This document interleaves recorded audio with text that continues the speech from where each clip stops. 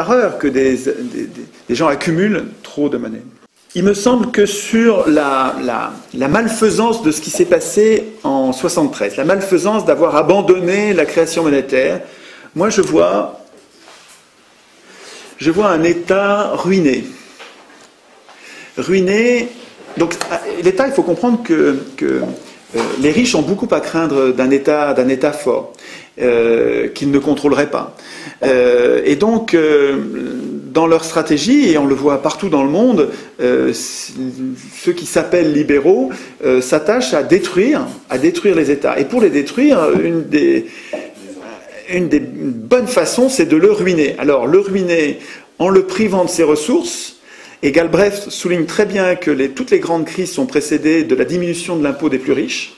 C'est un marqueur pour savoir quand ça va péter. Regardez, quand les riches commencent à voir leurs impôts qui descendent fortement, c'est qu'on est en train d'arriver au moment où il va y avoir une crise. Et il a raison, Galbraith, je trouve que ça colle. Là, vous voyez qu'en ce moment, les riches, très souvent, les riches ne payent pratiquement plus d'impôts du tout. Et donc, quand les riches ne payent plus d'impôts du tout, il faut se rendre compte de ce que ça représente comme gouffre, comme ressources qui manquent à l'État. Donc, sur le plan des ressources, on ruine l'État en le privant de ses ressources, mais aussi en l'endettant et en lui faisant payer un intérêt sur sa dette, on lui colle des charges supplémentaires, on lui colle des dépenses supplémentaires. Il faut se rendre compte aujourd'hui que l'intérêt de la dette, juste pas le remboursement de la dette, juste l'intérêt nous coûte à la France, donc un des pays parmi les autres, ça nous coûte 45-50 milliards par an. Mais oui, d'euros. C'est considérable. C'est 50 milliards juste pour une dette, j'insiste, pour une dette c'est juste un intérêt non nécessaire. Une dette qui n'est pas nécessaire. Si l'État avait gardé surtout le droit de créer la monnaie dont il a besoin, le droit d'emprunter auprès de sa banque centrale, ce qui veut dire le droit de créer la monnaie dont il a besoin, il n'aurait pas besoin de payer ses intérêts. Or, le montant des déficits, André-Jacques Holbeck, qui a écrit un petit livre important pour comprendre, qui est simple, il est court, ce petit livre-là, il en a écrit un autre qui est bien aussi, La dette publique, une affaire rentable, et Argent, dette et banque. C'est deux bons André-Jacques Holbeck, deux bons petits bouquins qui vulgarisent bien, qui permettent de bien comprendre. Alors lui, il a fait un travail qui n'est pas facile parce que les chiffres sont plus tous disponibles, donc il faut partir à la pêche aux chiffres. Mais depuis 1973, en gros, les dépenses publiques n'ont pas augmenté. Les dépenses publiques n'ont pas augmenté. Sont en pourcentage à peu près les mêmes toujours. Et donc, mais qu'est-ce qui fait qu'on est de plus en plus endetté? Vous regardez, c'est le service de la dette. C'est-à-dire que le montant du déficit au début, en 1973, la dette n'était pas importante, et le service de la dette n'était pas important, mais le déficit n'était pas important. Et puis, année après année, le déficit, il correspond en gros mais c'est quand même étonnamment proche, c'est l'ordre de grandeur.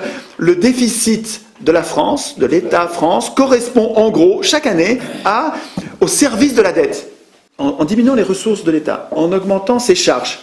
Et en prenant la décision, chaque année, il faut se rendre compte que les parlementaires, chaque année depuis 1973, ont pris la décision de ne pas équilibrer ce déficit croissant, ils auraient pu l'équilibrer en diminuant les dépenses ou en augmentant les impôts.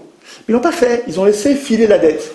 Et on nous dit aujourd'hui, les parlementaires ont été laxistes. On nous dit ils n'ont pas été courageux. On nous dit ils ont fait ça pour être élus, pour pas être impopulaire. C'est possible, j'y crois pas. Je n'y crois pas. C'est possible. Je trouve que ça correspond tellement, cette décision, année après année, de laisser filer une dette qui va enfermer l'État dans les pattes de ceux qui lui prêteront de l'argent plus tard, et quand ça va être tellement important que l'État va dépendre de ces gens-là, ça correspond tellement aux intérêts de ceux qui financent l'élection des élus, que j'ai du mal à croire que ce soit une coïncidence, quoi. Je sais bien que c'est complotiste, que c'est paranoïaque. N'empêche que ces parlementaires qui, depuis 1973, à gauche comme à droite d'ailleurs, à gauche entre guillemets, comme à droite entre guillemets, ont laissé filer la dette, je trouve que c'est quand même un peu facile de les absoudre en disant ils n'ont pas été courageux, ils l'ont fait pour être élus. Ça ressemble plus à une mise en coupe réglée de l'État. Ça ressemble plus à une mise en coupe réglée de l'État et qui est compatible avec la destruction des nations qui vient avec l'Union européenne, qui va dans le même sens.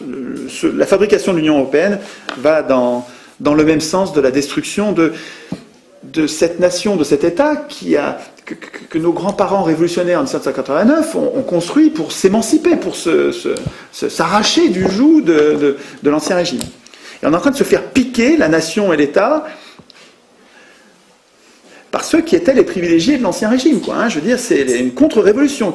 Et il y a des tas de gens qui écrivent des livres importants en les intitulant contre-révolution. Ce qu'on est en train de vivre, c'est une contre-révolution. Les privilégiés d'il y a 200 ans sont en train de gommer ce qu'on a gagné en 1789 et à l'époque.